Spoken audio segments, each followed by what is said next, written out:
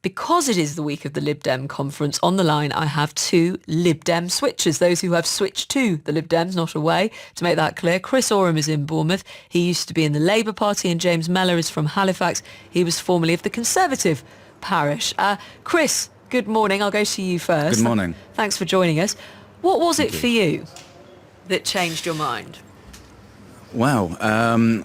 Just to lay a little bit of foundation first, I voted Leave in 2016 and then decided to change my mind since then. During that referendum, I was politically homeless, a phrase that you're familiar with.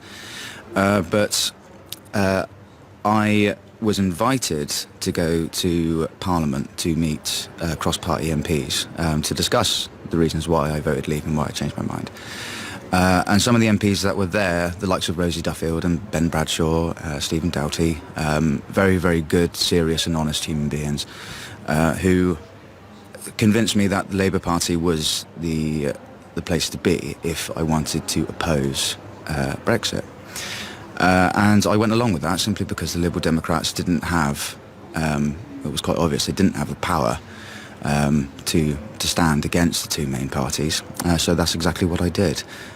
But when we had the local elections and, of course, the European elections, it was quite clear that the Liberal Democrats were starting to get a foothold in the political discourse.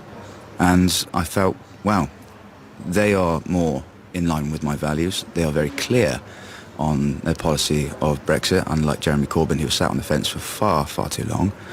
Therefore, it was an easy transition for me, and seeing as I changed my mind in 2016, I was quite comfortable changing my mind again on political allegiance. I was just going to say, with Labour then, the thing that did it, if there was a one moment, was it the lack of clarity around the Brexit policy? Absolutely, yeah. To put it in a sentence, that's exactly it. Okay, so that's where you are with this in terms of your switching. Thank you for putting that into some context. James, let's get the same from you. You were a Conservative, now you find yourself in the Lib Dem camp. Tell us why. Have we got James? I'm hoping we do. Hi there. Hello. Emma. Yeah, it's similar to Chris, really. I also voted Leave and have changed my mind. And as you said, just the way this current government is behaving and what I would call almost the disdain for the public of just ruling over all the parliamentary norms to get their way. And it just doesn't sit easily with me. I always consider myself a one nation Tory, a pro-business person, and they've just lost the message completely, and I've just got totally... Boris Johnson, I was living in London while he was London mayor. I actually quite liked him at that point. James, I'm sorry to interrupt you. We're going to he was sort of acquiescent to my values. Can we see if we can improve your line, because it keeps cutting out? So we'll just come back to you in a moment. I'll go back to Chris for now, and we'll get back in touch with you because the line is very difficult and I keep missing key parts of that.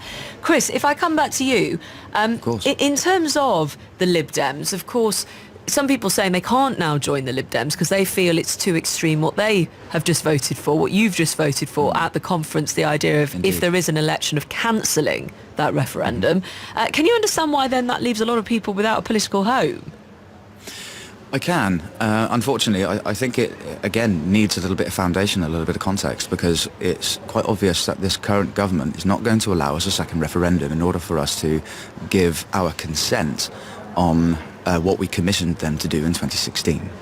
Therefore, I actually think it's quite clever of Jo Swinson to combine what would be a second referendum in the context of a general election.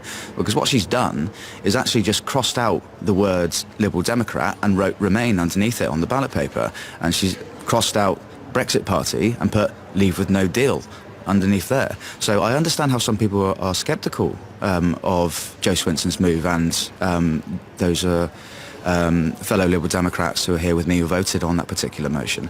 But it is setting the foundation, because as I say, we are very unlikely to get a second referendum now.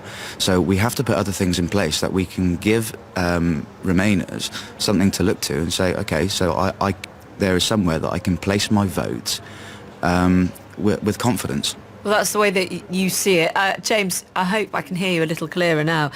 You changing your mind was also quite difficult, wasn't it, for you because of your personal situation? I understand your wife wasn't very happy with your original vote.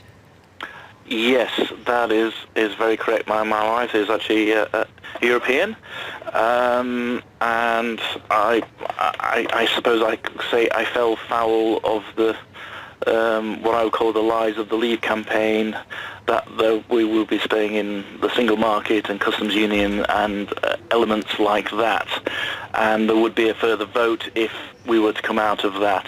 And the things have been so twisted since. It's just become untenable for me to support that line of thinking.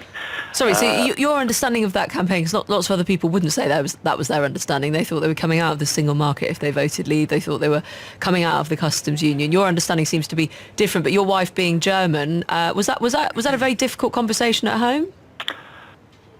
That was an incredibly difficult conversation at home.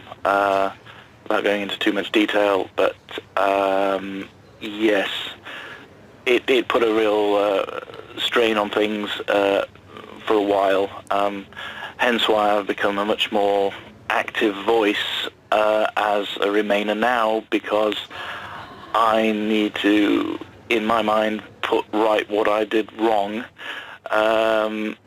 Whether other people believe that's up to them. But yes, I didn't fully appreciate the emotional impact on all the people who've come from the EU and elsewhere in the world to our country to live and work alongside us. And it's just, I hadn't really understood the complexity and just the emotional impact on everybody affected, and it really has affected me. And realizing it's just that rhetoric, and sadly that right-wing rhetoric, which has just really poisoned the conversation. So we've moved away from the world of compromise. If you do this, we'll do that. It's just gone... Well, I'm sorry, you could also say on the left there's been a lack of compromise with some of the positions that left-wing parties, traditional left-wing parties, and now there's, of course, in the Labour, there's the left of the left and there's centre of the left, but, you know, a lack of compromise on both sides has also been accused. It's not just a preserve of the right. It's important to state that because we'll get a lot of messages, I'm sure, saying to that point. But, Chris, James there describing, yes. Very interested when people are getting in touch this morning to say if they've changed, why. It's a very personal reason for James. It was at home, it was in his family, he felt terrible about it. What was the reason for you? I understand why you left the Labour Party per se, but why did you actually change your mind about your vote in the referendum? Oh, I don't know whether I can actually say on 5 Live because it involves another radio presenter on a completely different channel who convinced me that what I... Well, you're happy for me to say so, right? On the air. Did you have a fight with someone and they made you see things differently? Not quite. James O'Brien from LBC is a very, very clever and serious journalist. And I fell upon his radio station completely by mistake whilst on holiday in Cornwall. And I was listening to him at first in shock because I thought, he's talking about me. He's talking about the kind of thing, the arguments that I was using. I mean, how dare he? And then I started to realise that all he was doing was holding up a mirror and allowing me to notice my own arguments to be either undeliverable promises or just ridiculous rhetoric. So that was a moment for you to look at your own arguments and think about them differently. Yes, but it was a good moment for me because it wasn't face to face with somebody where my guard had gone up. It was something that I was listening across the radio in which I was more comfortable in listening to what was being said. How interesting. Well, the power of radio we'll always want to hear about wherever it's happening. Indeed. But of course, as he's on at the same time, I'd like you to now listen to this show because you've been on it. Chris, thank you very much for taking us through your reasons for switching. And James, I thank you as well for your time today.